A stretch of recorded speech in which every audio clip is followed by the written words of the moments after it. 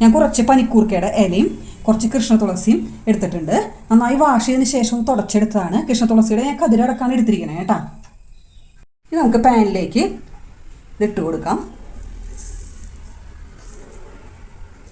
തവയിലേക്ക് ഇട്ട് കൊടുത്തിട്ടുണ്ട്. ഞാൻ നന്നായി അപ്പുറം ഇപ്പുറമൊക്കെ നന്നായി ഡ്രൈ ആക്കി നമുക്ക് എടുക്കാം. ഞാൻ അപ്പുറം ഇപ്പുറമൊക്കെ നന്നായി മുരിച്ചെടുത്തിട്ടുണ്ട്. ഇതുപോലെ ഫ്രൈ ആയി കിട്ടിയിട്ടുണ്ട് കേട്ടോ. കുറഞ്ഞ തീയിൽ വേണം ഇങ്ങനെ ആക്കി എടുക്കണമെങ്കിൽ. പ്ലേറ്റിലേക്ക് മാറ്റി കൊടുക്കുന്നുണ്ട്. കൃഷ്ണ തുളസിയുടെ ഇല ഇതുപോലെ തന്നെ ഇട്ട് കൊടുക്കാം. നന്നായി പൊടിഞ്ഞു വന്നിട്ടുണ്ട്. പ്ലേറ്റിലേക്ക് ഇട്ട് കൊടുക്കാം. നമുക്കിത് കൈ വെച്ചിട്ട് തന്നെ പൊടിച്ചെടുക്കാം കേട്ടോ.